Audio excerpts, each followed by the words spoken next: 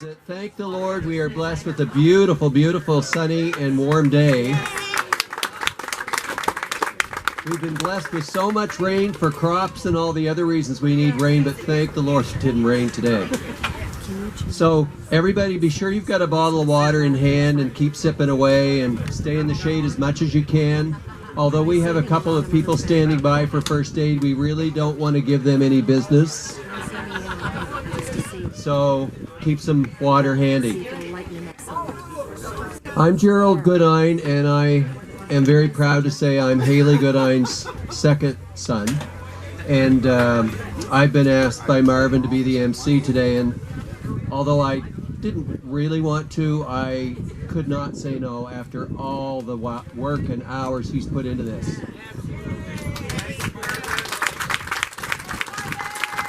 Thank you very much for that hand clap for Marvin. Marvin will introduce and give credit to his team later on this afternoon.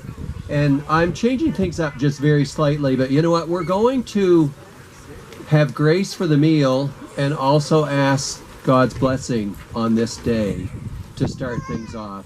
And I've asked Cousin Mark Inman to do that for us, please. You know, if you want to just bow your head or whatever. Thank you, Lord, for this day, this beautiful day, and thank you for all these wonderful people that are here that represent a lot of Goodines and a lot of wonderful, wonderful people in our lives, wonderful heritage that we've all received.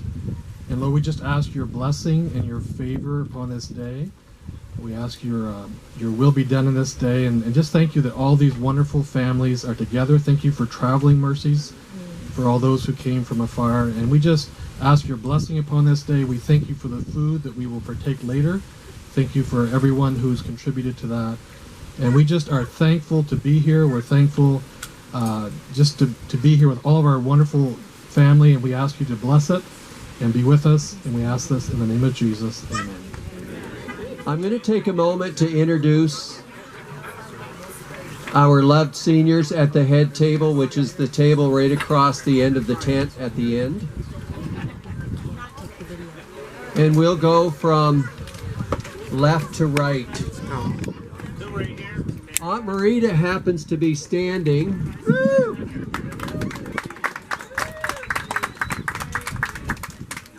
One of the 15 living siblings. And just to make it complete, Uncle Goodine is the other living sibling on the far right.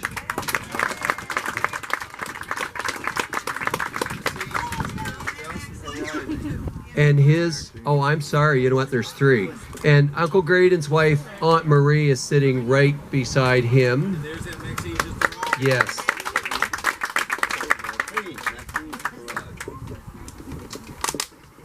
And Aunt Maxine, that I'm really sorry. I don't know why. I'm not reading my notes very well. 3 living siblings. And Aunt Maxine, we are so thrilled that you were able to make it. Thank you.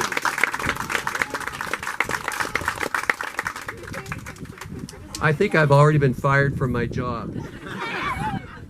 There's 4 siblings, and is Aunt Betty, and so there were always 2 Aunt Velmas, so we had to say Aunt Velma Donnie, and we're so glad that she's here, the wife of our dearly late Uncle Donnie. And then my mom,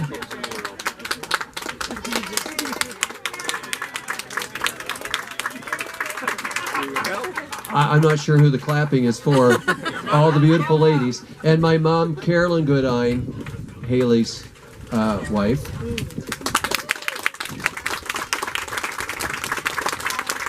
And I'll try to get these names pronounced correctly. We have 2 ladies visiting us from Maine, I believe. Anyhow, Grampy Herman's youngest brother, Charles, his remaining 2 daughters are with us today. Rita Giliardi, just raise a hand. Oh, sorry, she's not here yet, but she is. Yeah, she's coming. She's coming. She's coming. And also Martha Millett. Okay. And this is really special to have you both with us as well. Okay, at this time, Marvin is going to share a few statistics about our Good family. afternoon, ladies and gentlemen, and relatives. Oh, who did we forget? Gerald and I had a meeting yesterday afternoon. I gave him his folder, and I took my folder out, and we decided that we'd have a look at the program and decide in what order things would go. And the program was actually posted online at our group site. And he took his folder, went home, and I don't know what I did with my folder. So my closing remarks is on the laptop, which I finally found, and I'm going to have to wing it here. Out of the Goodine, Danny Goodine Family Tree Booklet. And here's the way it goes. If everybody showed up that was in this booklet, we'd have 180 here today. We would have 127 Tier 4s. That would be our second cousins to our first cousins. We had a total of 50 first cousins in this family. That's Carolyn and Ross, and we know who we are, don't we? Okay, we've lost some. We're down to 41. We lost 9. And that's the reason that when Gerald and Danny strolled up to me at Ronnie's funeral, we said, I think it's time, before anything else happened, that we get together in a reunion. Out of the 41, we got 66% registered for this gathering today. 66%. We're sort of still privileged to have, and what we call Tier 2, that was under Edna and Herman, 4 surviving uncles and aunts, and they're sitting down there, with the exception of Betty, but she may be on later this afternoon. So I thought I'd reveal that to you. We did darn good. We're at 75% on the Tier 2. We're at 66% on the Tier 3. And I know we've got lots of Tier 4s in here. And I guess the next time this happens, I'll be seeing a Tier 4 name at the top of the list. Thank you. Do something a little different right now that we've never done at a family reunion that I've attended. We're going to have what we call the Goodine family last post, and you probably have heard those words at a Remembrance Day service. And our plan was that when we mention the name of the second and third tier Goodine family lost loved ones, our uncles and aunts first, followed by our lost first cousins. I'm going to read the list, and when I say the name, I realize right now that the tables and chairs are fairly crowded together. If you can stand, that would be awesome. So when I say the person's name, all the relatives associated with that loved one can stand. And then I'll say thank you, and when they're seated, we'll say the next person. So you'll only be connected to one family. And as we get down into the cousins, you'll see there will only be one at the end that will require some folks to acknowledge. Okay, so our aunts and uncles. Eska Beulah Tompkins. Family associated, please stand. Woo! What a turnout. Thank you. They are. Marie Dorothy Parody.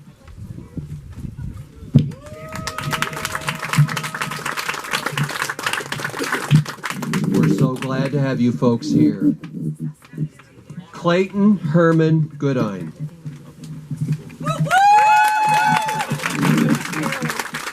Next one. Again, this is such a blessing from afar. Thank you. Murchie Wilbur Goodine.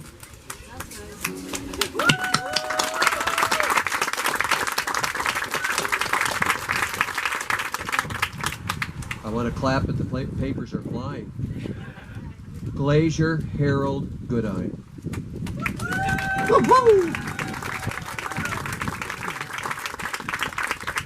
Again, thanks for coming home, Wayne and Elizabeth. Haley Claire Goodine.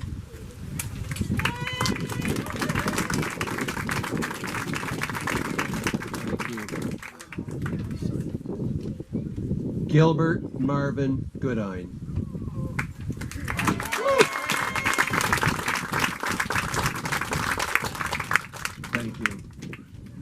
Louise Eva Goodine. It's good.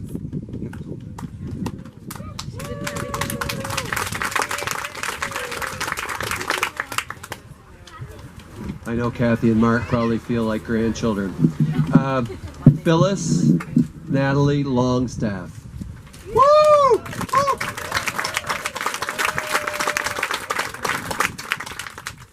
I see a beautiful blue back there. Thank you. Leela Wanda Argue.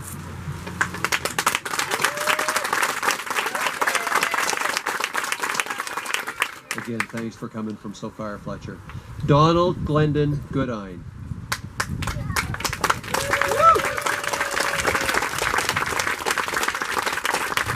Thank you. Okay, the next list are first cousins. And again, if you've already acknowledged above, you don't need to stand again, but I will pause between each one. Llewellyn Wendell Tompkins. Mavis R. Parker. Donna Marie Parker. Royce Harold Tompkins. Verdell Dale Tompkins. Arnold Clayton Goodine. Gerald Frederick Goodine. Linda Diane Goodine Moreau. David Earl Longstaff. Everett Ronald Longstaff. Ronald Glendon Goodine. And Robert Graydon Goodine. Oh my goodness, I don't know about you, but that really, my heart is, number one, so full of gratitude.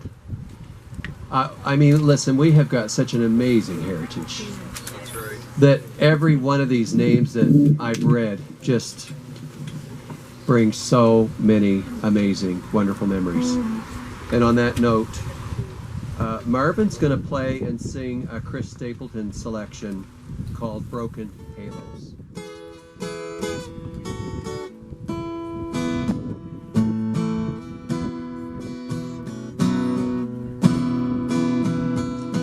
See my share of broken halos, folded wings that used to fly. They're all gone now, wherever they go. Broken halos that used to shine.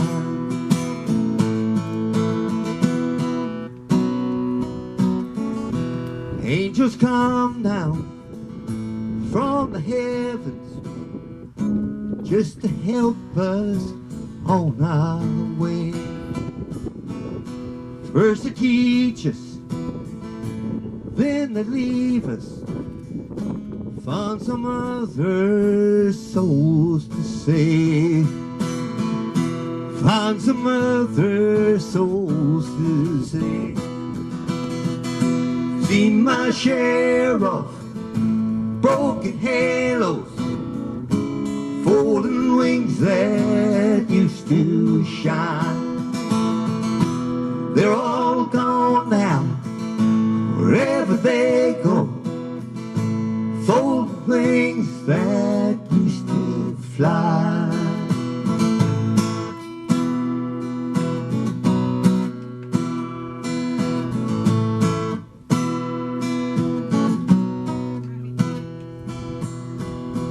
Don't go asking Jesus for the reasons. We're not meant to know the reasons why.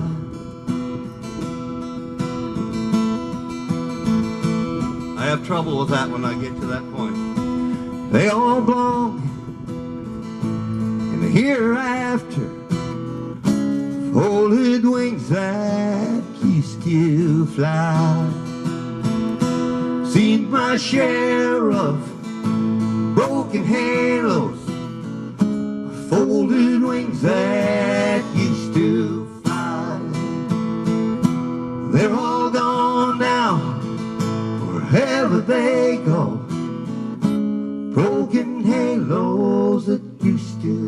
shine. Broken halos that used to shine.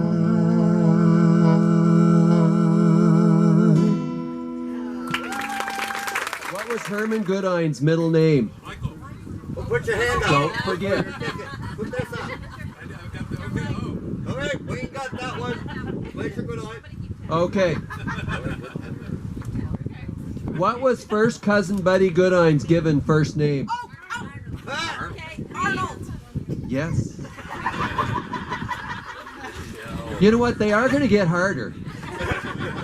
From the postcard picture you received when you arrived, which of the 15 Goodine aunts and uncle siblings was missing from the picture? I know. Yes, you're right. Okay, Carolyn. Aunt Carolyn was second. Thank you. Which Goodine uncle started an insurance business in Perth Andover several years? Oh, no. How do you choose? You can't choose from that. Take Jeannie. Jeannie. That's correct. Okay. You know what? In Bible quizzing, if you interrupted the question, you had to finish the question without a mistake and then give the answer. I was going to incorporate that today, but I've never been a quiz master, so I'm not going there. Okay.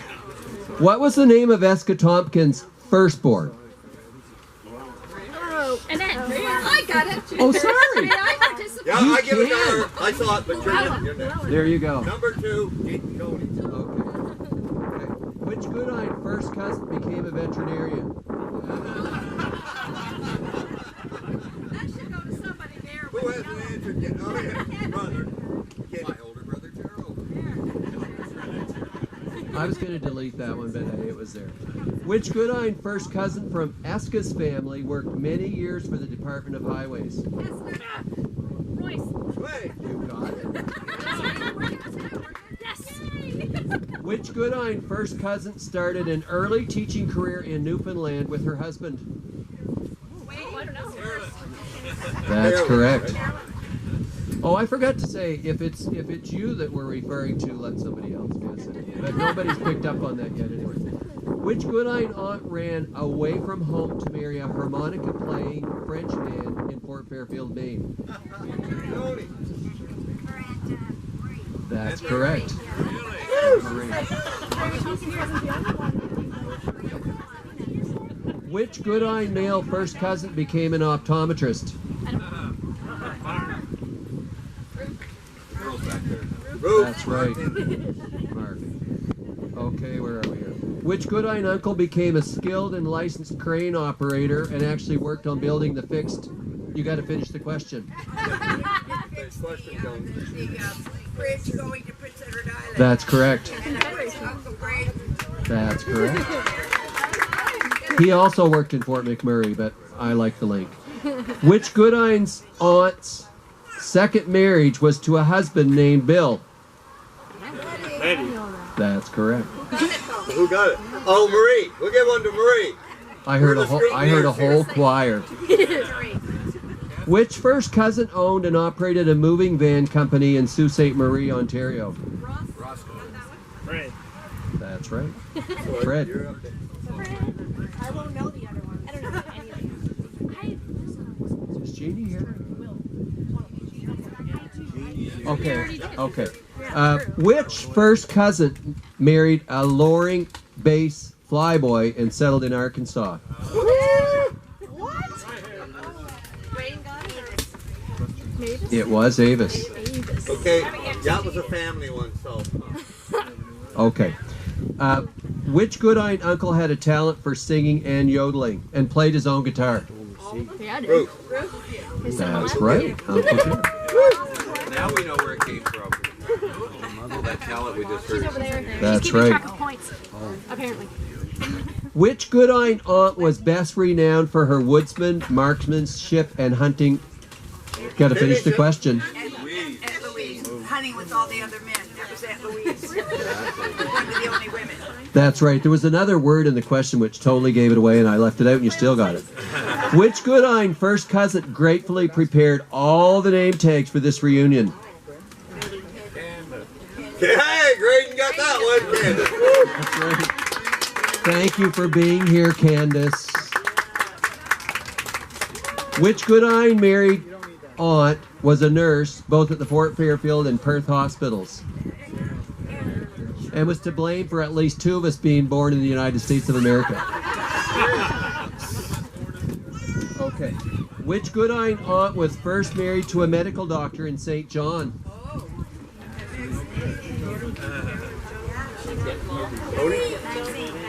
Maxine Jones. Okay, Carolyn, you already won the prize. Yeah. No, I'm just kidding. Okay. Oh, I can tell. I knew I inherited that from somewhere.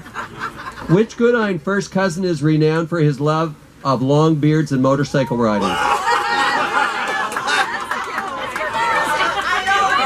Somebody said Verdell.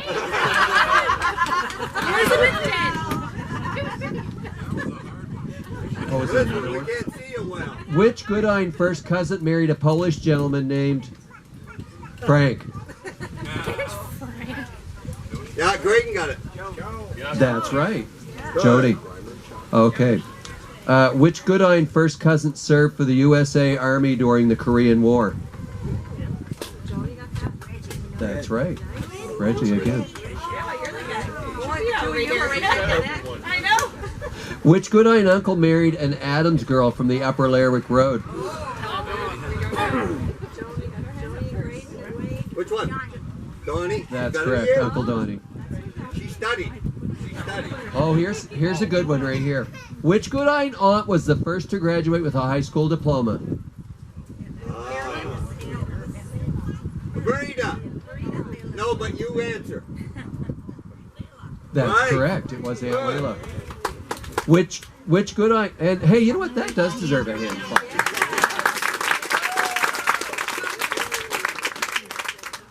Okay, where was I? Okay. Which Goodine first cousin has a church ministry daughter named Carla? Nobody knows? Go ahead. That's right. Yep. Jeannie. Jeannie. Which Goodine first cousin is the mother of Charlene Paris? John. That's right. Ross. Donna. Which first cousin married a wonderful and smart ride-out girl? Graydon. What? That's right. I didn't think we needed any more. That was enough description right there. Which first cousin has served many years as a dental clinic receptionist in Perth Andover? Wayne That's got that right. one. We used to call her Kathy Lee, but it's probably just Kathy. Ooh. That's absolutely not true. Which female first cousin was the second born to Aunt Eska? Man, you know what? Some of these are taking a little longer to come up with the answers. That's correct. Mavis. That's nice to see you have to think on some of these. Which of Aunt Phyllis's daughters is responsible for the reunion shirt orders? I like it how the answers come out as a little corral. Okay. What was Grandma Edna's maiden name? Oh, you gotta raise your hand, though. Aunt Maxine? That's correct. Plant. Okay, we're getting there. I think there's only like 12 left. Okay. Which first cousin has traveled the world as a successful gospel choir leader?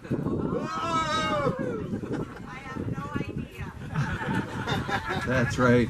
Wayne. Which first cousin joined and is now a retired member of the RCMP?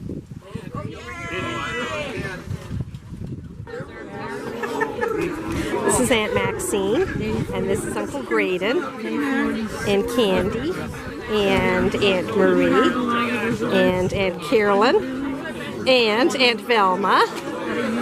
I'm just getting a video of you because you're so gorgeous. And Aunt Marita. Oh, that hat's gorgeous. Beautiful. And this is Rita, a cousin from the States, from Maine. And this is our head table. Beautiful, beautiful. What a spread.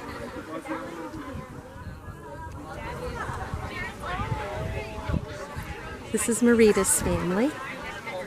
Isn't this beautiful? These are old, old, old pictures.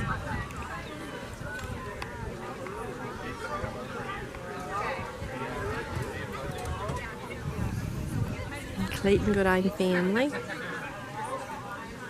And the Donald Goodine family. Gilbert and Mary Goodine family. This is a collage, I think, of all of the original Goodine people. These are the family from Maine. This is Charles, the younger brother of Herman, and his wife Helen and their family. This one is Haley and Carolyn's. This one is the Tompkins and Curry one. This is a image of the Goodine barn from the original farm. This is the Gilbert Goodine family. This is Marie, her family, and Betty and Clarence Goodine. Murchie and Hazel. And way, way, way up. This is so beautiful.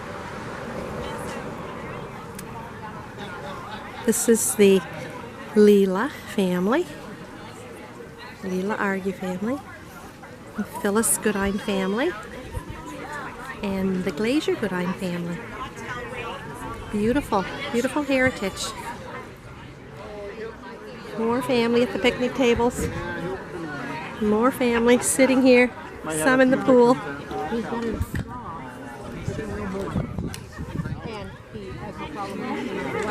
Table is emptying. Sweets are beautiful.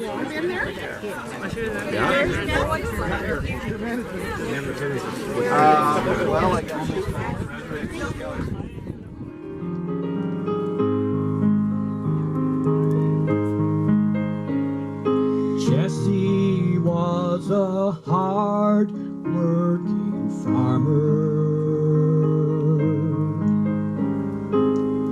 Put his whole life in his land.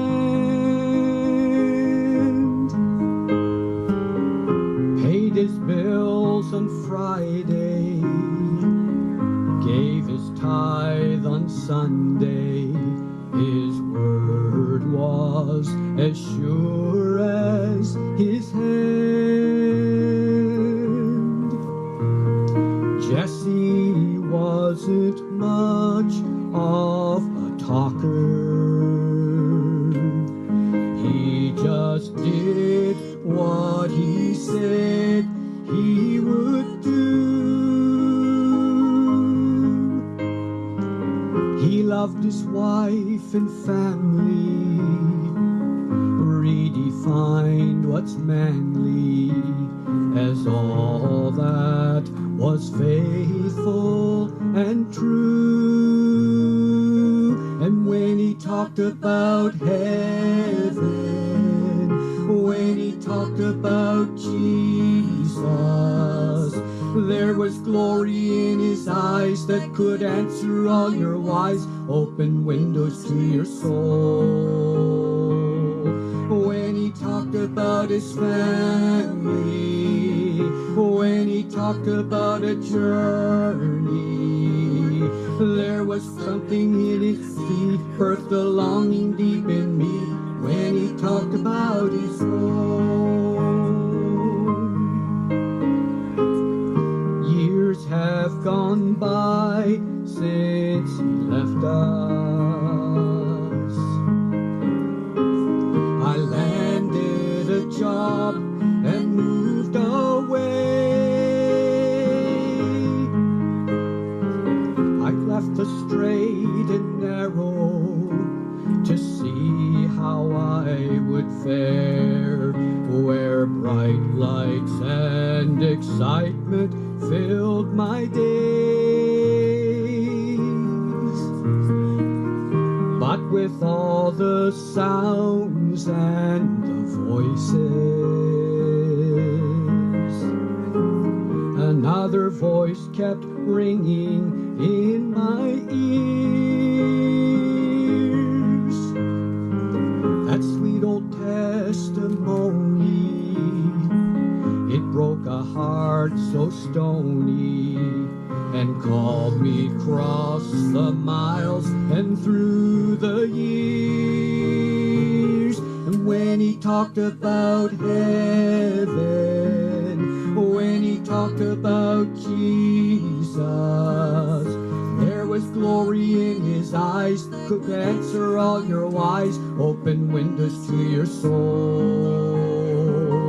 When he talked about his family, when he talked about a journey, there was something he could see, birthed a longing deep in me, when he talked about his home. There was something he could see, birthed a longing deep in me,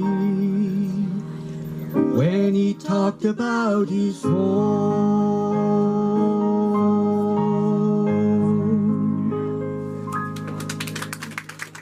How many of you remember the little tiny white church in Tilly? I would have been 6, 7, 8, 9, 10 years old. The little tiny white church. So it'd be about, what, 20 years ago? 20 years ago, yeah, 15. I think that it was the little church that my grandmother attended. Maybe her mother and father even attended there. I know my mom and dad did, and I did. And I love our heritage.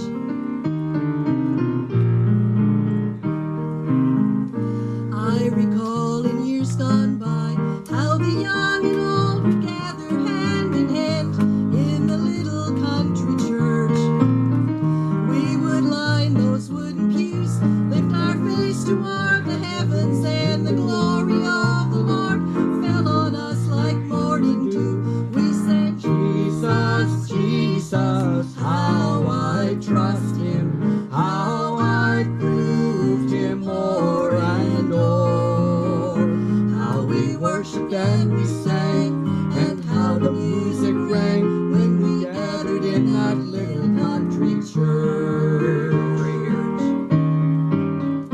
There you go. That way you won't have nowhere to go. Through the winter's stormy gale and the humid heat of summer, we were drawn to that little country church. As they rose in one accord, tears would glisten on the faces of those weather-beaten pilgrims, giving praises to their Lord. We sang, Jesus knows all about our struggles. He will guide till the day is done. How we worshiped and we sang, and how the music rang when we gathered in that little country church.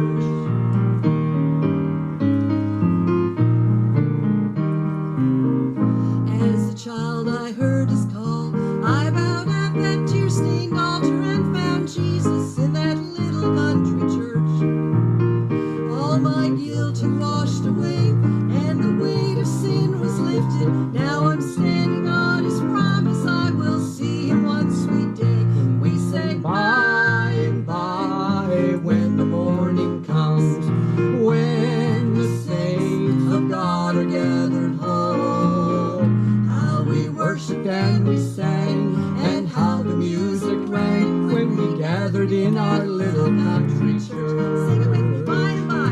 By and by, when the morning comes, when the saints of God are gathered home. How we worshipped and we sang, and how the music rang when we gathered in that little country church.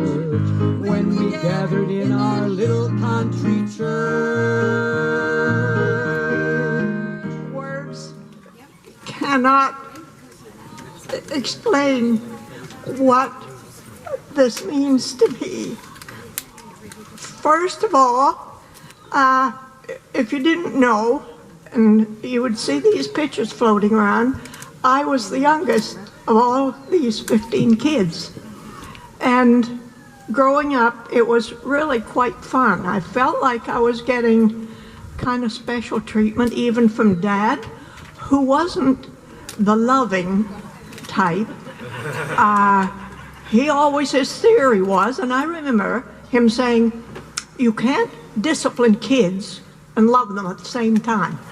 Well, he was very intelligent in many ways, but I think that's one he needed a little coaching on.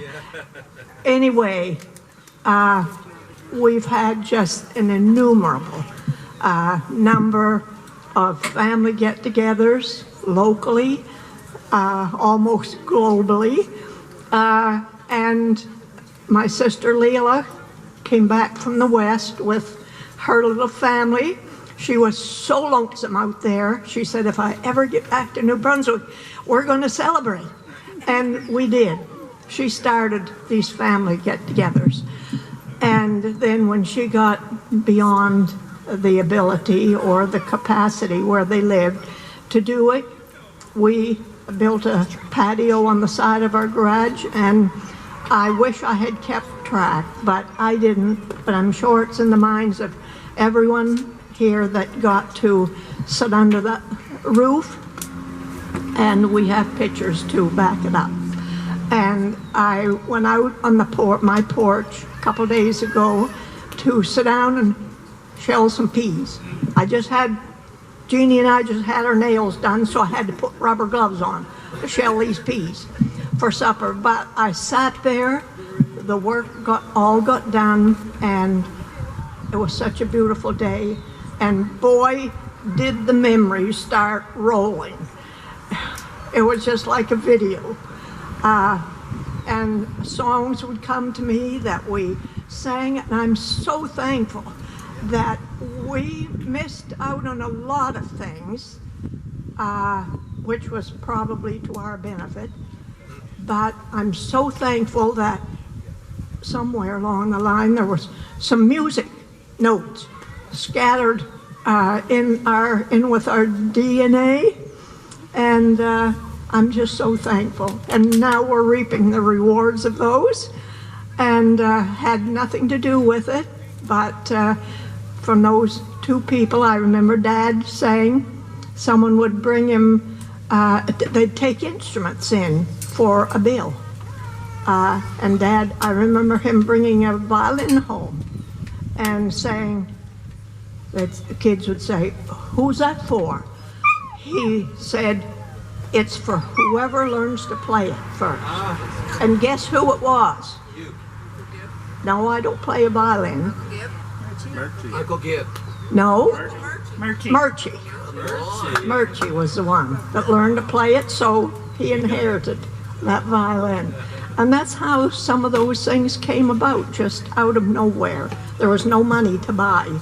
So, and Wayne's dad purchased, just before he was married, he purchased the first piano that came into the house, and it was supposed to be for my mom, but with 15 kids, I don't think she had much time to sit and play the piano. But we'd have friends in and a family in. One girl would sit down and play 2 or 3 songs. She was taking music, a girl my age, a cousin my age. She'd sit down and play a couple pieces by note, and was registering in here. And I was probably 10, 11 years old. So after she went, I said, Mom, I think I can play those. So I sat down at the piano, much like Wayne did when he was just a little tot.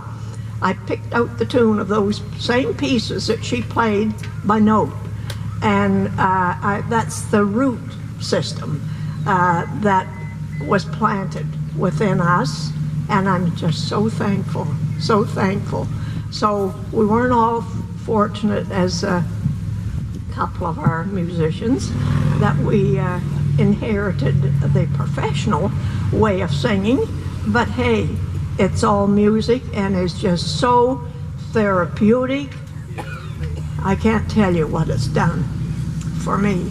So the other side of growing up with that large family, one thing I remember, that the boys would come in, that would be Haley and Gib, Murchie, and my dad, come in from the woods from being out there anywhere from 3 to 6 months working in the winter. They might come home once at Christmas, and you would never believe what they would ask me to do. Wash their dirty feet with a pan of water. We had no bathroom, and I would be given this large pan of water, and I'd wash their feet and dry them. Who would like to guess what I'd get paid for it? Nothing.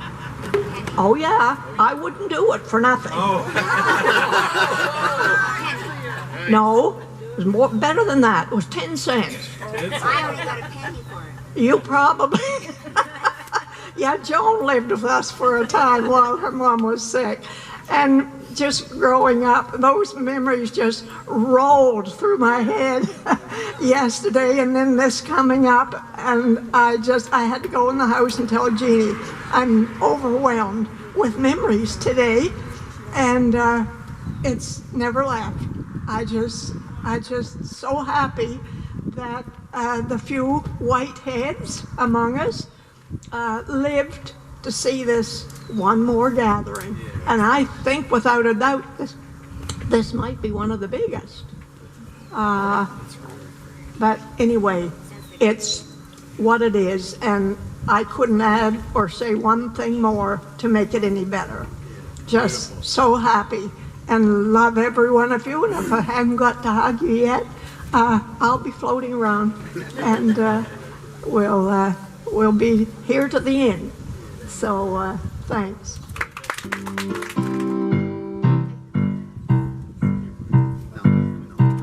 I wandered so aimlessly, life filled with sin, I wouldn't let my dear Savior in. Then Jesus came like a stranger in the night. Praise the Lord, I saw the light. I saw the light, Lord, I saw the light. Lord, no more danger, no more fright.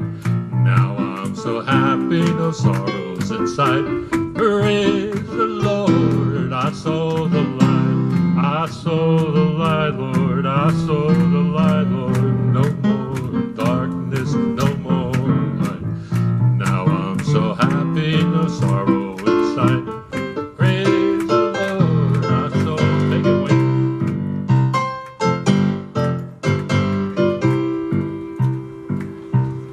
I walked in darkness covered in me. I had no idea the way out could be. And then came the sunrise and rolled back the night. Praise the Lord, I saw the light. I saw the light, Lord, I saw the light, Lord. No more darkness, no more light. Now I'm so happy, no sorrow in sight. Praise the Lord, I saw the light. And I'd like to do one other one. This is a country song. Martha has been retired now 25 years doing spaghetti suppers at the United Methodist Church in Sandy Hook. And then we got music I bumped into on an anniversary, a world champion banjo player. He says, why don't we do a birthday party? So we did, and that was like 19 years ago, and we're still going strong. So I'd like to do Saginaw, Canada. You never heard of Saginaw, Canada, probably. Well, you know, you said you know it. I was born in Saginaw, Michigan. I grew up on a farm. I don't know it. Oh. Is Marvin there? Marvin's right here. Marvin knows it. I was talking to him. Born in Saginaw, Canada. I grew up in a house on Saginaw Bay. My dad was a poor, hard-working Saginaw fisherman. Too many times he come home with too little pay. I loved a girl in Saginaw, Michigan, the daughter of a wealthy, wealthy man. But he called me the son of a Saginaw fisherman, not good enough to claim his daughter's hand. Now I'm up here in Alaska, I'm digging around for gold. Like a crazy fool I'm searching in this frozen ground so cold. With each new trick I dream I'd strike it rich, and then I'd go back home to my love in Saginaw, Canada. I wrote my love in Saginaw, Canada. I said, honey, I'm coming home, please wait for me. Oh, you're double. And you can tell your dad I'm coming home a richer man. I hit the biggest strike in Klondike history. Her dad met me in Saginaw, Canada. He threw me a great big party with champagne.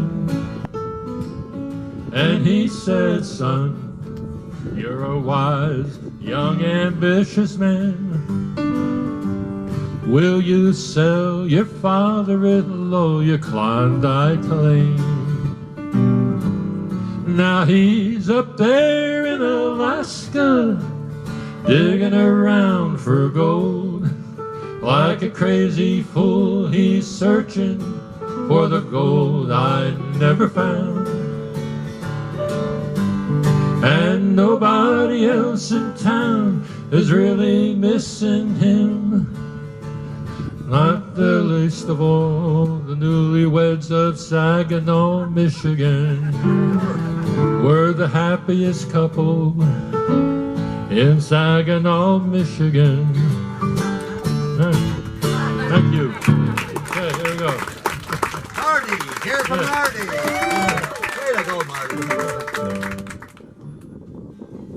When I die, don't cry for me. In my Father's arms I'll be. The wounds this world left on my soul, I'll be healed and I'll be whole. Sun and moon will be replaced with the light of Jesus' face. And I will not be ashamed, for my Savior knows my name. It don't matter where you bury me, I'll be home and I'll be free. It don't matter anywhere I lay, all my tears be washed away.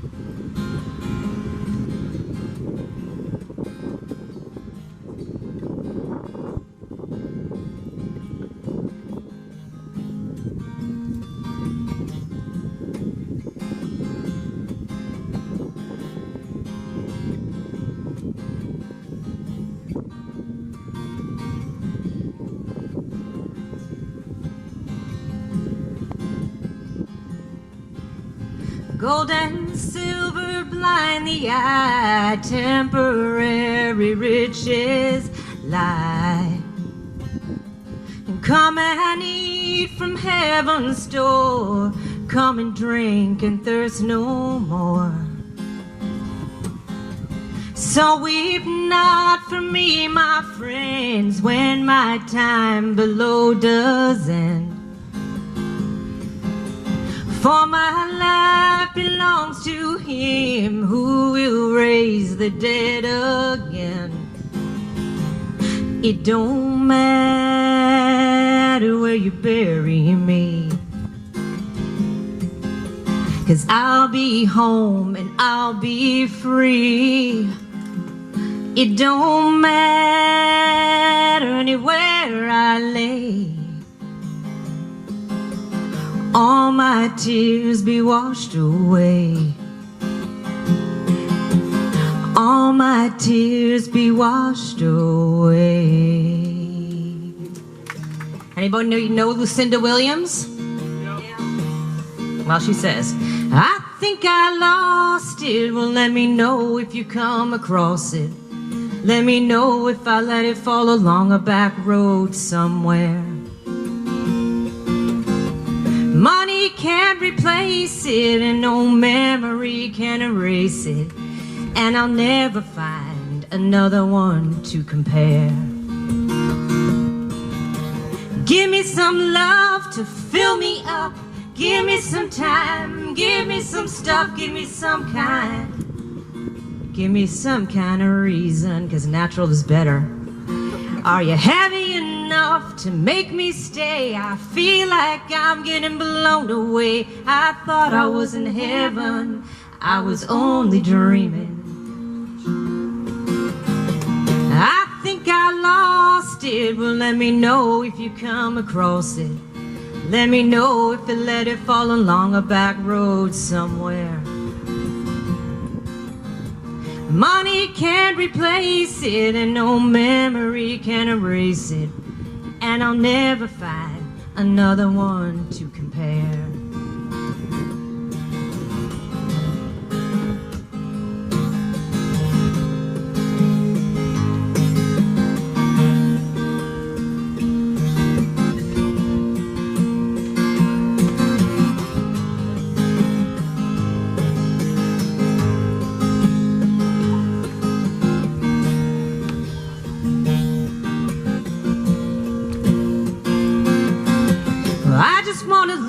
The life I love, and I don't want no enemies, and I don't want nothing if I have to fake it.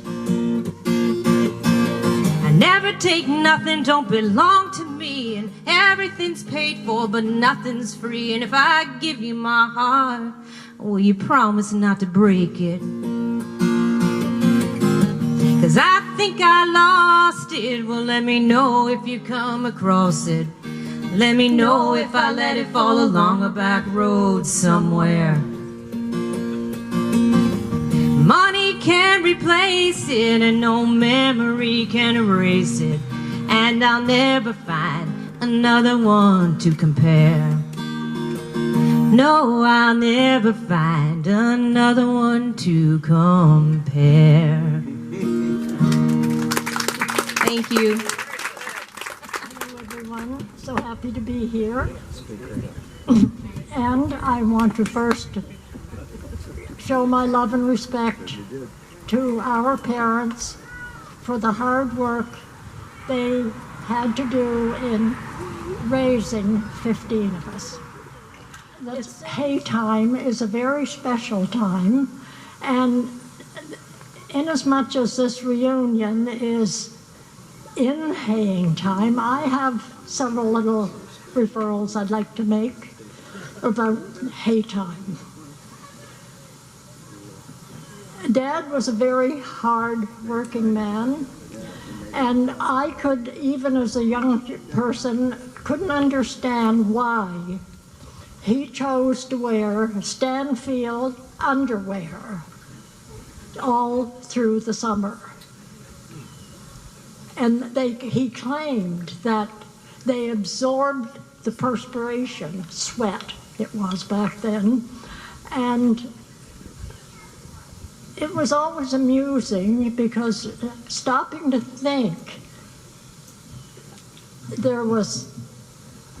Marie was born in April, Murchie was born in April, Louise was born in April, and Leela was born in April, and I was born in April. Now, what had this to do with haying season and those awful hot? It was a strange time of the year for this to happen, when 9 months later we were all born in April.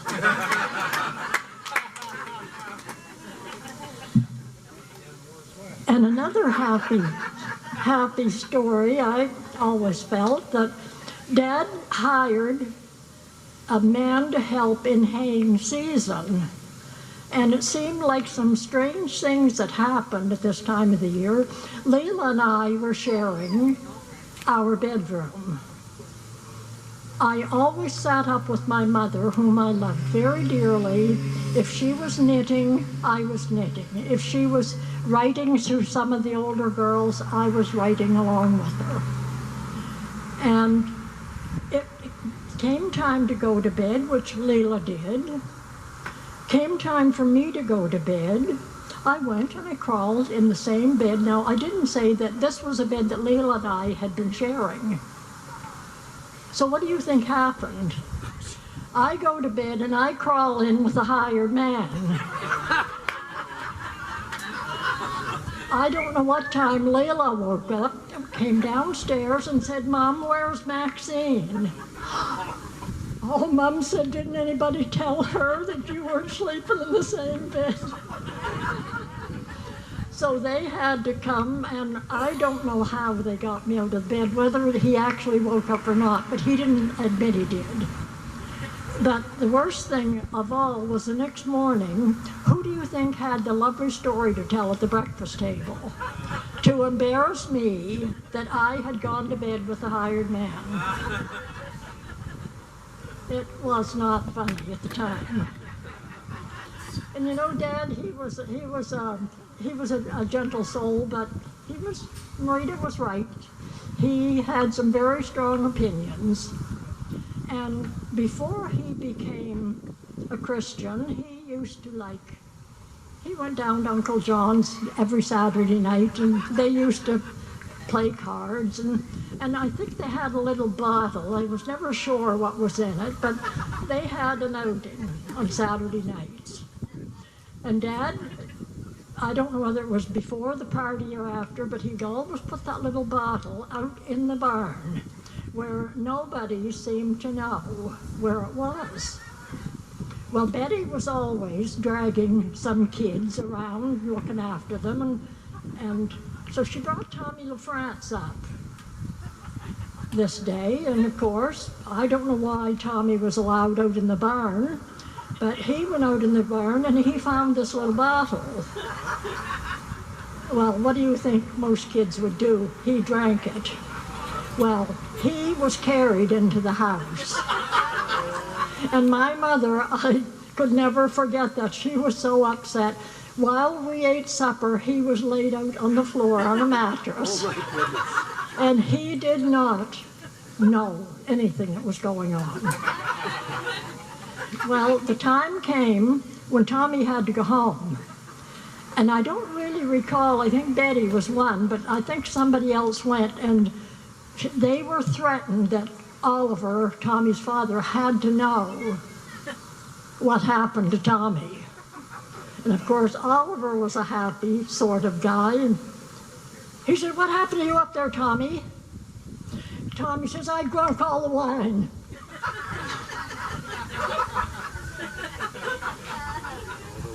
I drunk all the wine. So anyway, I think that's probably about all I need to tell. Some happy times and some times that have stood with me for a lot of years. Dad was very kind, but he was firm. Betty and I used to see Goodine and Marita. His hair was white and long on the top, and they would braid his hair. You may not remember it, but I do. They would braid his hair, and we couldn't understand how they could get so close to Dad to do that to him, because we didn't. We never felt that close to him. Somebody said, one of the older ones said, "Oh, don't worry about it. He knows they're the last two, so he isn't going to have to put up with anymore." And I think that's enough to tell him. That's really nice. And haying time. With grand lakes and noble streams and a forest of emerald green, my home in New Brunswick by the sea. Lobster pots and heron weirs and the ocean water's clear. My home in New Brunswick by the sea. From the bay of Chaleur to that rocky Fundy shore and the blue rich mountains in between. Fiddle music fills the air, smiling faces everywhere. My home in the Brunswick by the sea.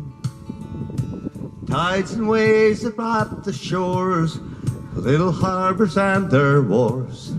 My home in the Brunswick by the sea. Great rivers rushing on, Miramichi, Tobic and St. John.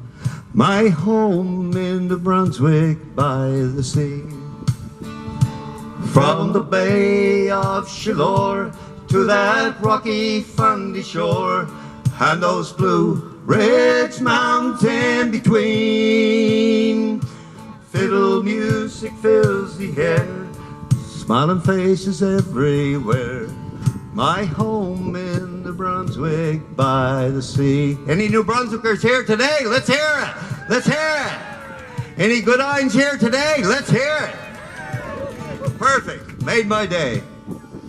Sandy beaches on sunny days and those farmer Goodines making hay. My home in the Brunswick by the sea. With fall evenings and cool breeze throwing through the maple trees. And my home in the Brunswick by the sea.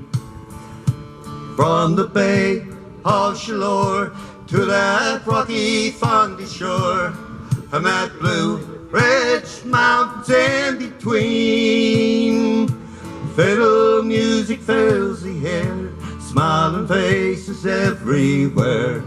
My home in the Brunswick by the sea. Yes, my home in the Brunswick by the sea. The older I get, the more that I think. You only got a minute, you better live while you're in it. It's gone in a blink. Good message there. And the older I get, you know, the truer it is. It's the people you love, not the money and stuff, that makes you rich. If they found the fountain of youth, I wouldn't drink a drop, and that's the truth. Funny how it feels, I'm just getting to my best time in life. The older I get, you know, the fewer friends that I have. But you don't need a lot when the ones that you've got always got your back. And the older I get, you know, the better I am. And knowing when to give and when to just not give a damn. If they found the fountain of youth, I wouldn't drink a drop. That's the truth. Funny how it feels, I'm just getting to the best years yet. I don't mind all the times from all the lines I've laughed and cried, souvenirs and little signs of the life I've lived. The older I get, you know, the more that I pray. I don't know why, I just guess that I've got more to say. And the older I get, the more thankful I feel for the life that I've lived. And all of this life I'm living still. If they found the fountain of youth, wouldn't drink a drop, and that's the truth. Funny how it feels just getting to my best years yet. The older I get,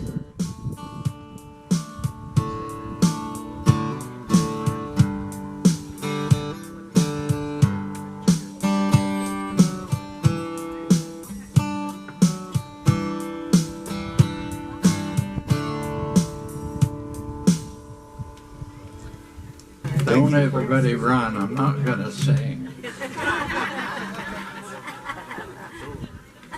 Okay, now Maxine was in a big dither there wondering what would happen in haying time, and it turned out that, you know, the answer to her question, you know, we used to, after we got the hay all put away, we would go up there and play hide and seek. So what's that happened? You know why it all happened in April. Okay, story about the good old days. Once upon a time back in the younger days, at school days at Block X school. Can you all hear there good? Yeah. Yep. Block X school, during school days, all happened between grade 1 and grade 8. Of course, as you should be aware, that I was so much smarter than the rest, others, that I graduated at grade 8. Block X school, mystery. Didn't have any more important, can't hardly read my own writing, more things to learn. Me, that was worth learning, like driving the old horses, milking cows, and skill jobs like peeling pulpwood, but being helpful like I am while the teacher had to take a break out behind the school. You know, she used to have to go out there once in a while. The schoolhouse, I decided to help out a bit while she was out there, so I grabbed her poker stick and I gave the classes a few very important pointers. But the joke was on me. I broke her pointer stick. And as Marita said, Father didn't have too much of a sense of humor. When I took the poker stick home and told him, look what that teacher did, broke that poker stick. And would you be so kind to help her out and make a good feller of me? Would you make her a new one? Dad and I got along pretty good, as you know. And believe it or not, he built her a poker stick. So I got out of that scrape quite well. Another time I had to stay in and write out some words, some sort of thing. I don't know why I didn't do it during school hours. But when I finished writing it out, I wrote a note to the teacher.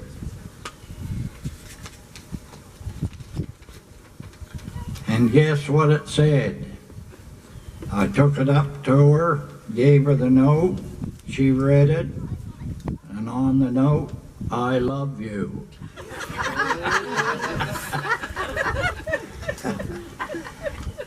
And as you can see, that the purpose did not fly very high.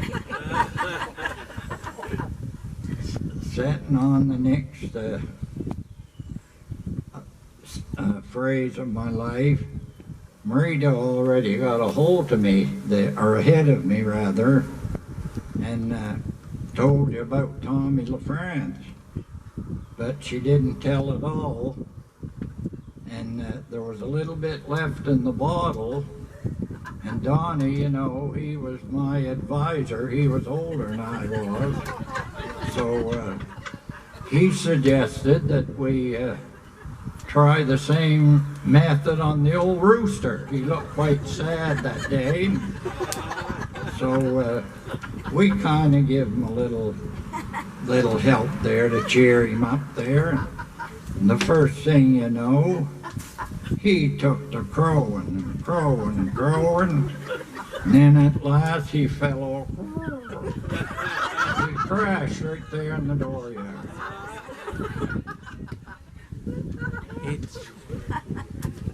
And our place was looking for some good sound advice. So where was the best place to go get it? In Tilliot, of course, which was the very best place to get answers to something you didn't know about. So I would be at a certain place where it was just a few minutes walk, because of course it would be at our place. So Donnie was the oldest, so we kind of looked up to him, and Donnie had a couple of cats that nobody didn't like very well, but him. Of course, and the cat would allow me to pet it once in a while, and the girls put me up to catching the cat, and they put the cat into the bag, and down to the brook we went. And I guess I had to take part of the blame for that. But the cat didn't come back with me, sad to say. So in our discovery we found in an old tool, she told about the old toolbox in the barn. That's where it all started.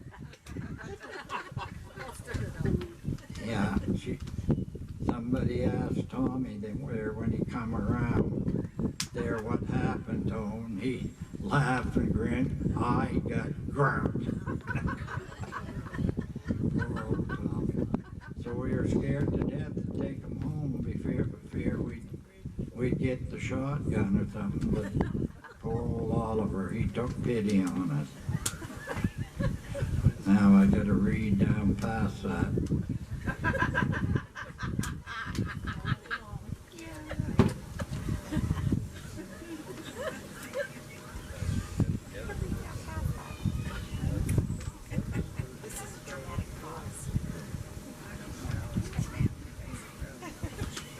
That Donnie was quite a persuader, but he was determined when he wanted us to do something there. I guess that must be all of that story. So don't tell me that living on the farm, that life was boring, because I don't agree. So on life went, and new things turned up, and we found a way to deal with it in town and by chance. Now, my father had to go to town there for some reason one day, and he run across a feller downtown there that they met head on, and they got to talking to each other, and his name was Mr. Clark. And he asked Father if he knew, but in fact he got his leg caught in the PTO and the tractor and hurt himself, so he was at a order right in potato digging time. So he asked Father if he knew where he could get somebody to come out to his place and pick Play-Dohs. Well, Dad said, yes, I know got a young feller at home there that would probably help you. So anyway, being no telephones available, they agreed and set up a date that I would meet him out at the Barney Baker Ferry that evening, and he would pick me up there and take me over to his place to pick Play-Dohs. It was digging time, naturally, and sure enough, Haley, he took me out to the Barney Baker Ferry, and lo and behold, Mr. Baker wasn't home. So there we was, they was over the other side of the river waiting for me, and I couldn't walk on water like Jesus did. So Haley had a byword there, and he said, "By Dickens, I'll take you over." So he didn't have no license to pull out to show that he was a ferry operator. So anyway, we loaded up, just him and I, and he took me over the other side of the river, and all went well. We got to the other side, and I jumped off with my potato or burlap bag full of my clothing, and so there he was waiting there for me in the car. And when I opened the back door in the car, here was the most beautiful girl sitting in there inside of her brother. The prettiest girl that I ever seen. There was none of them until he looked like that. But boy, did that take my eye. And was I ever in good shape for picking potatoes? So we made arrangements, and we met out there, and he took me over to his place there, and so on we went, and so I done more than just pick potatoes. When I seen this pretty girl going to the well house there, I seemed to want to go outside and walk around there, and I would offer a little help there to help her carry the water to the house. And anyway,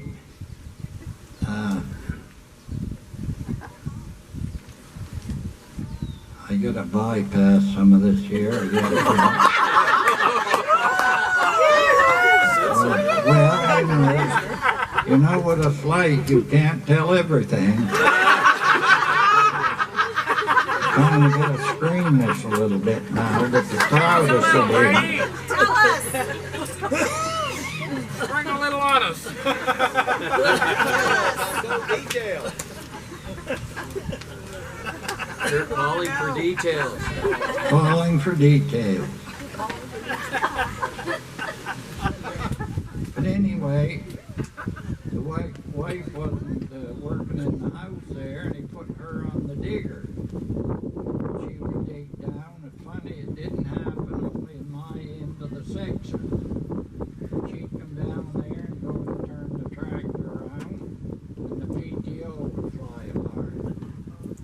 And I, being, you know, quite a mechanic, or good at everything them days, and what am I going to do, she'd holler. Well, I'll come and help you. But it would keep happening. She never seemed to learn only the one pattern. But it suited me. I was learning all this time, eh? So anyway, I'm going to cut it short here. Anyway, come the end of potato digging, and I guess my work must have been quite successful, and he kept me on racking potatoes, and even got a chance to drive his truck. So anyway, potatoes wasn't very much money that year, and we come to settle up, and he said, "I'm having a hard time, potatoes isn't worth very much." I can't pay you very much.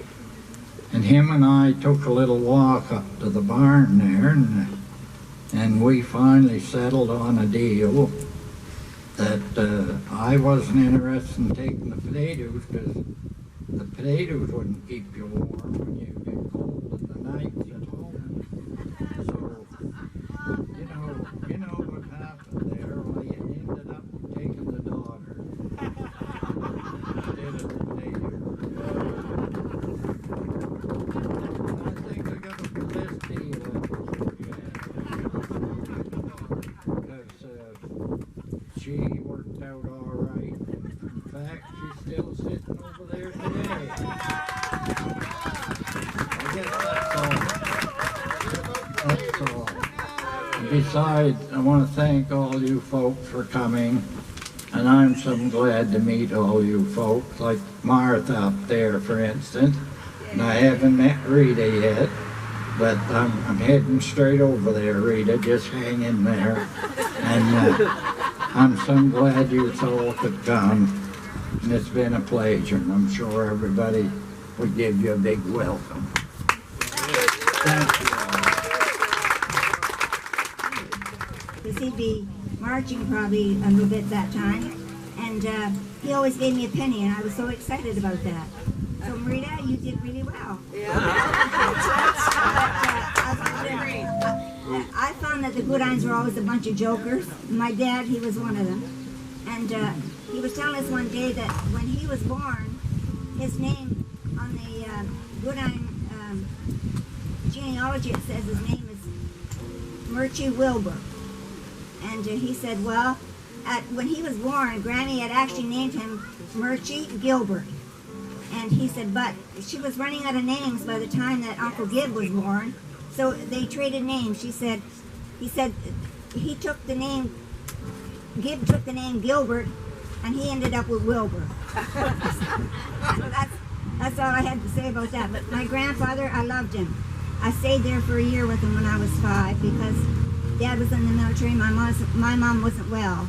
And I always considered Marita one of my best friends all my lifetime, even though I did tell a lie on her when I was there. I'm satisfied with just a cottage below, a little silver and a little gold. But in that mansion where the mountain will shine, I want a gold one, that silver line. I've got a mansion just over the hilltop, in that bright land where we'll never grow old.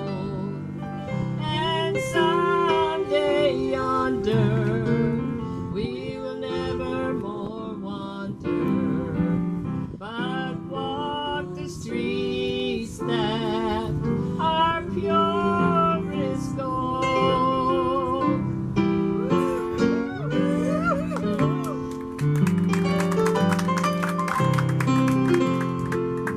Don't think me poor or deserted or lonely.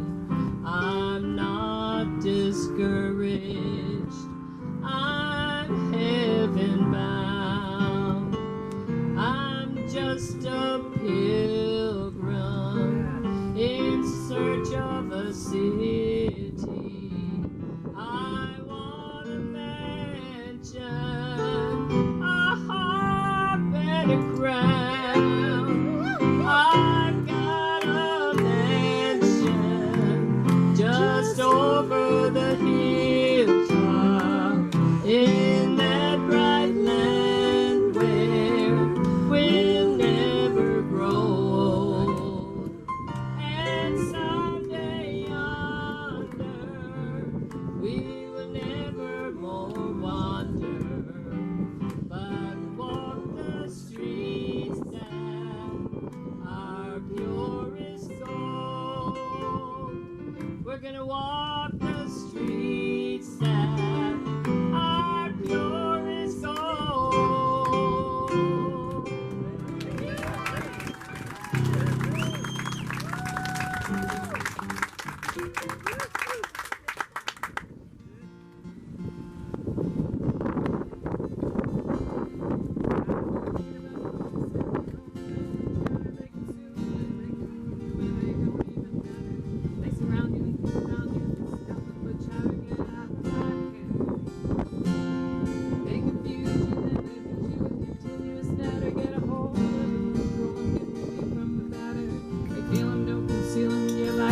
Shout or get out of my head.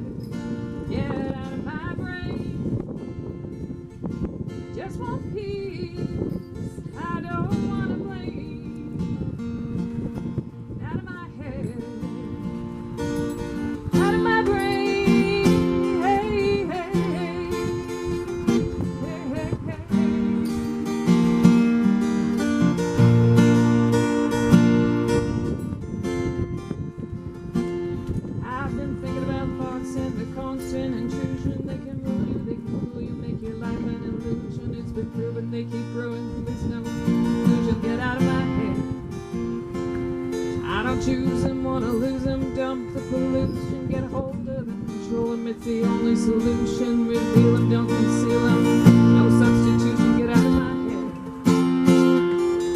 They'll wake you up, they'll drive you insane. Out of my head, get out of my brain. Just want peace, I don't wanna blame.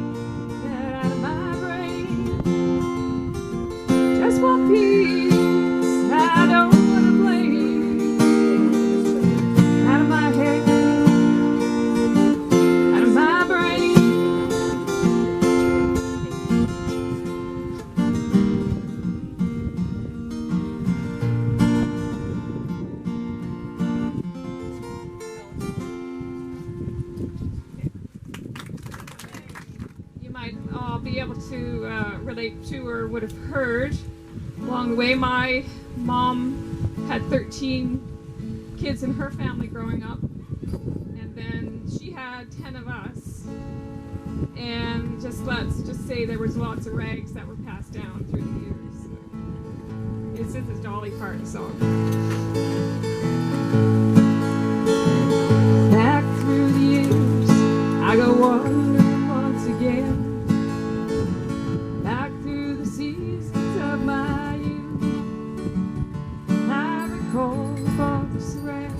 someone gave us, and my mama put those rags to use. There were rags of many colors, every piece was small, didn't have a coat, and it was way down beautiful. Mama sewed the rags together, she sewed every piece with love, and made my coat of many colors that I was so proud of. So she told a story from the Bible she had read about a coat of money color Joseph wore. And she said, perhaps this coat will bring you good luck and happiness. And I just couldn't wait to wear it. Mama dressed me with a kiss. A coat of many colors that my mama made for me, made only from rags, but I wore it so proudly. We didn't have much money, but I was rich as I could be. In my coat of many colors my mama made for me. Some patches on my breeches, holes in both my shoes. A coat of many colors, I hurried off to school, find the others laughing and making fun of me. In my coat of many colors my mama made for me. understand it, for I thought that I was rich. Thought of all the love my mama sowed in every stitch. Thought about the stories mama told me as she sewed, of how my coat of many colors was worth more than all the gold. Didn't understand it, and I tried to make them see. One is only holy if you chose to be. Didn't have much money, but I was rich as I could be. And my coat of many colors my mama made for me. But I have trouble putting a face with it. I know the names, but I don't. So this has helped a lot, and I'm sure it's the same in reverse for who's Rita, you know, and who's Martha. And we're so happy that we're able to make this today. My youngest son, who has never been here, was able to come with me. And I want to thank Marvin and everybody who helped him to bring everybody together, because I know what a lot of work that is. Thank you, thank you. I don't know. Just go up close. I turned it up. Okay. Okay. I'm Martha Millett, or Martha Goodine Millett, and this was my first time back here in 50, 55, 60 years. You know, I don't know. And my son Andy came, and his wife, Kelly, and Noah, and Jake, and yeah, Kelly. I think I said you once. Twice. Okay. And it's been really wonderful to meet all of you. And, you know, it's really beyond words, more or less, of, you know, huh? Meeting everyone. Yeah, meeting everyone. It's really something. But thank you so much, and thank you, Marvin, for putting it all together. Yes.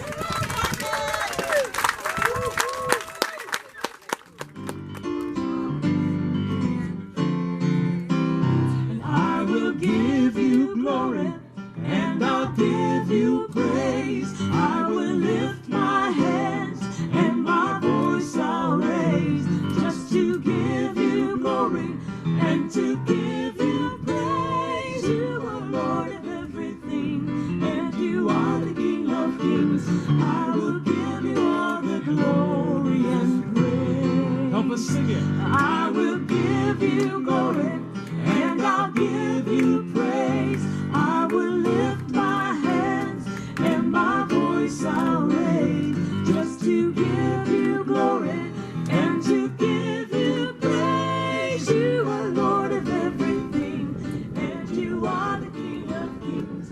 I will give you all the glory and praise. Taking it up again. I will give you glory, and I'll give you praise. I will lift my hands, and my voice I'll raise, just to give you glory, and to give you praise. You are Lord of everything, and you are the King of kings. I will give you all the glory and praise. All right.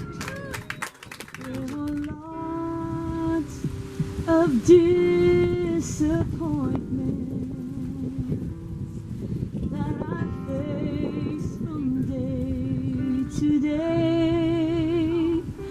There are many things that I don't understand,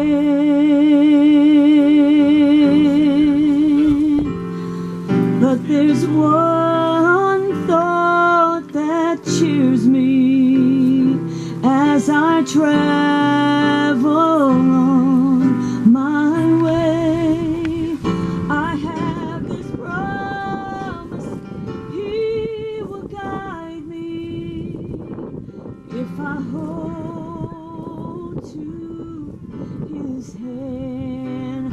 I can say the road's been easy, but it's been worth it all just to know that he is near me, and he hears each time I call, and to know that heaven's waiting just around the next bend. Just one glimpse of his blessed face will be worth it in the end. I can hardly wait to see those gates of pearl swing open wide. I can't wait to see my loved ones that are waiting on the other side. But there's one thing that I don't want to miss when I get there, just to see my precious Jesus will be the answer to my prayer. I can say the road's been easy, but it's been worth it all just to know that he is near me, and he hears each time I call, and to know that heaven's waiting just around the next bend. Just one glimpse of his blessed face, just one glimpse of his blessed face, just one glimpse of his blessed face will be worth it in the end. Amen. From the shores of the Atlantic to the beautiful Great North, from the coast of the Pacific, waves of splendor rushing forth, mountain peaks and rushing streams, creation sings a melody. There's no place on earth I'd rather be. This land holds our history. Canada, you are home to me. Canada, true, strong, and free. Raise your flag, stand for all to see. Canada, you are home to me. From the first snowflakes of winter, cap the mountains, rocky heights, the icy trees that glitter, see our country's northern lights, clear blue skies and stars that point us to God's majesty. From east to west it's clear to see this land's filled with destiny.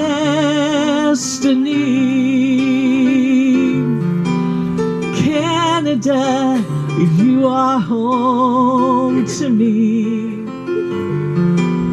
Canada, brave, strong, and free.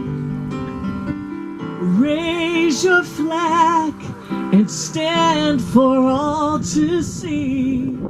Canada, you are home to me. And I'm praying for this land.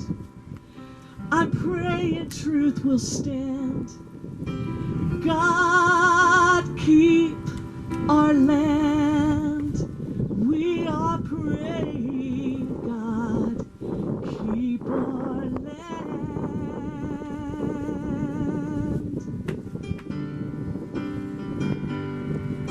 In Canada, you are home to me.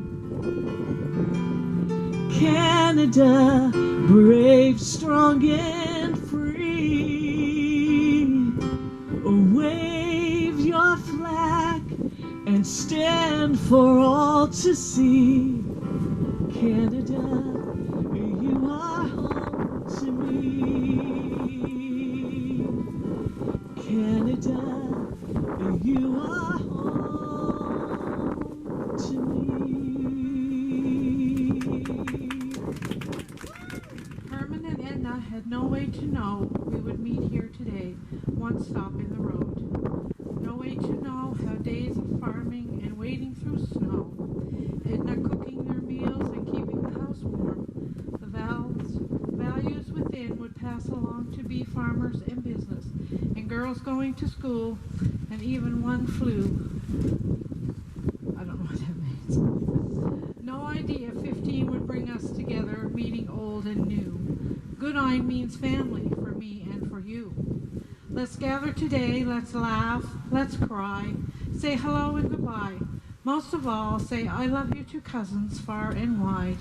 The thread of two people long, long ago led us here together to show that Goodine love will grow and grow. More memories we'll make to take us as we go. Written by Candy Downing.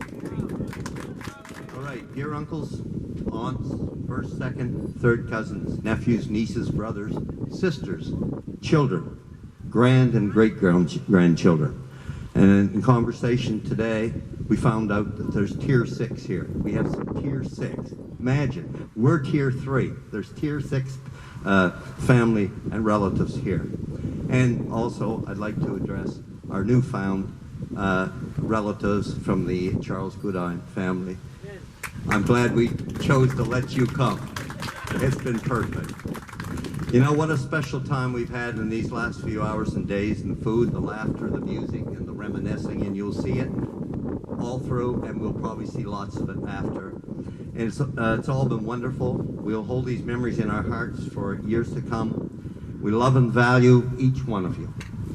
And thank you for the effort that all of you, not just the close, but the far ways, made to get here today. We live in very difficult times, financially, politically, religiously, environmentally, and most importantly, maintaining family ties that brought us to this point in time. Today's world is being designed or engineered. Watch it, social engineering. To take away the significance of family institutions. Really, they don't care about families anymore. Institutions like family, God, religion, morality, work ethics, and many of those other value-based learnings like our ancestors and we prescribe to from birth to the grave. So what is the value and significance of holding a major family reunion? Well, I feel it's to pay reverence and to say thank you to those that went before us, the ones that are with us up here today, who passed on to us the moral and ethical values that will last for beyond the mixed and misleading messages of today and will help us survive the luring and twisted half-truths that are specifically designed to bring humanity and civility to its knees. Our Goodine family was established and built on a reputation of hard work, honesty, faith, and the belief that family closeness was essential to shore up and maintain the various strategies for survival and would ensure the endurance of our Goodine heritage and our reputation. So my final message to all of you as we pay our final farewells is to say thanks for this opportunity to further bond the essence of what family is supposed to be all about.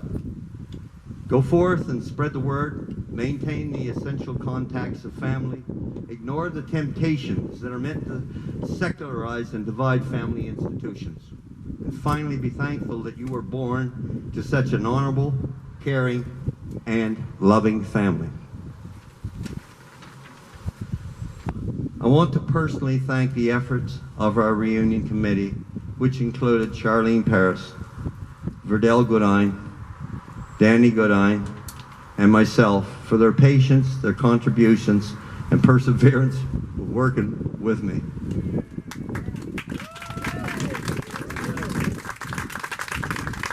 I've been known in the past, when I set out, I don't detract. I go straight to it. I go right over the obstacles or I knock them aside. Because if the job's got to be done and you have to play Mickey Mouse with everybody along the way, it's not going to get done. Simple as that. And I know many of you have probably experienced that before. I try to show some compassion and so on. And boy, the compassion sure comes in here. My many thanks to Janice Paul for taking on that ominous task of all those different colors, all those different sizes and so on for these lovely reunion souvenir shirts. Let's hear it for Janet. And lastly, well not lastly, I've got more to say. This girl down here, I never knew her depth. I never knew the depth of this lady and the strength that she has. And it goes beyond the poem that her sister just read. And that's Candace.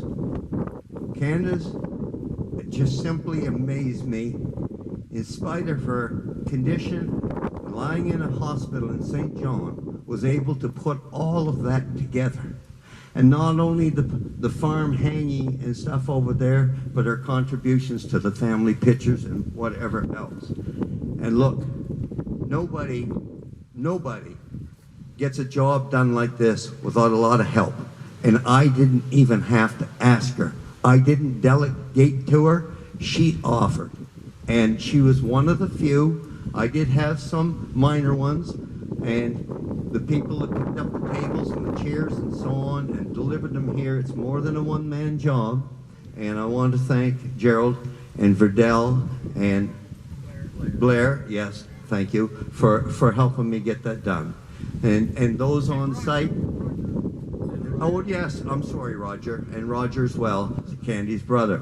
And for those that bought food to this lovely spread here today, it's phenomenal. I'm with Avis. It was crazy, the amount of food that was bought here. And my last attention is to that porch over there and that railing and what's attached to it. I play no favorites. They're all favorites. They're on my camera. They're there in my life for posterity and many of you. And I've had a chat with both Cheryl and I've had a chat with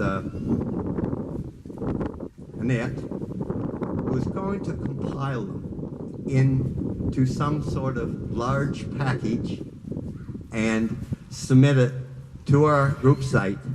Eventually down the road, it's going to take some time, isn't it, Annette? That we can take all of this off the internet. It may have to be compressed, but to live with it and see ourselves for what we are today. Family. We are a family. Again, we appreciate Wayne, love each one of you, and look forward to the next time we meet again, whether individually, in small groups, and who knows, another reunion, maybe in heaven. Thank you very much, folks, for the appreciation that you've shown to me and the rest of my committee group. Thank you, Marvin.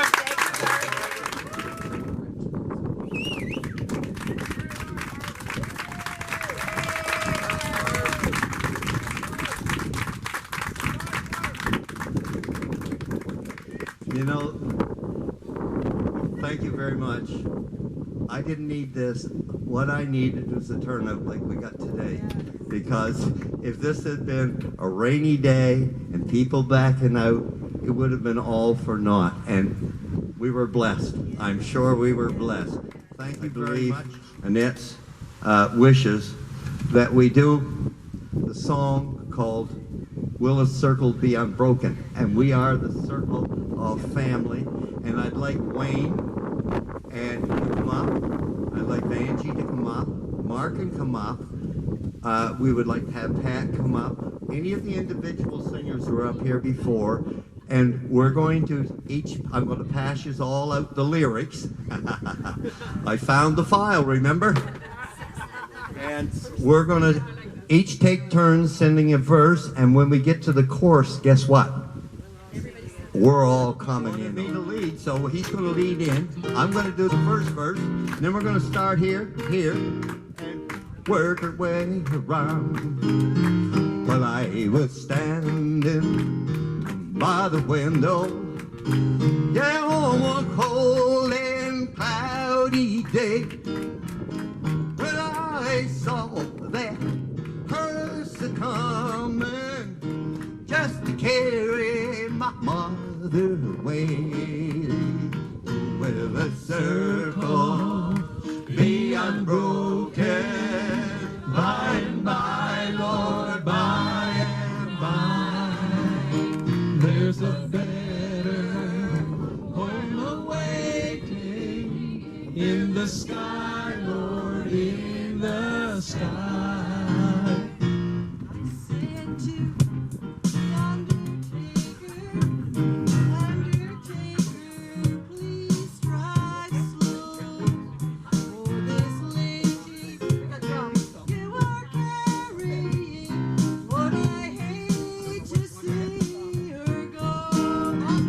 Well, will the circle be unbroken? By and by, Lord, by and by. On my way in the sky, Lord, in the sky. Oh, I follow close behind her, try to hold her.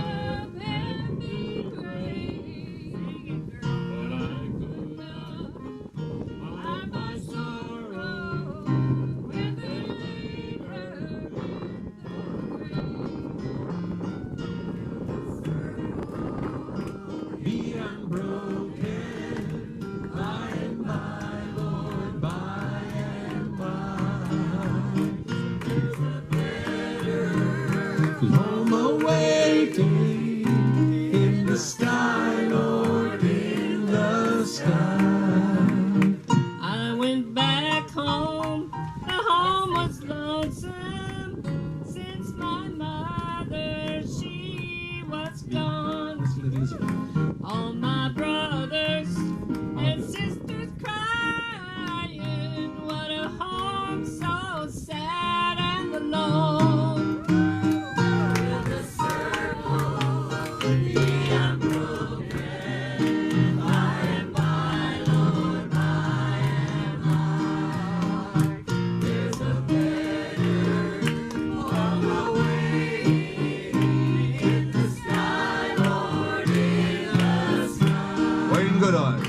We sang songs of our old childhood, hymns of faith that made us strong, ones that Mother used to teach us.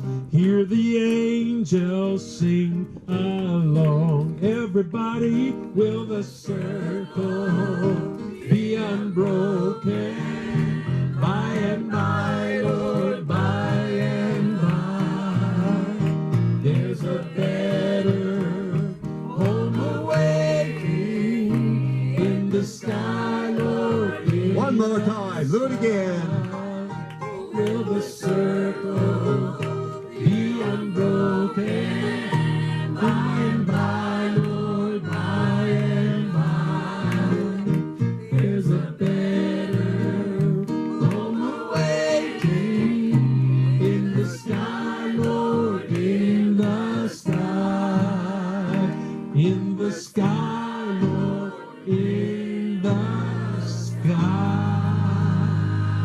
about it somewhere up in the sky.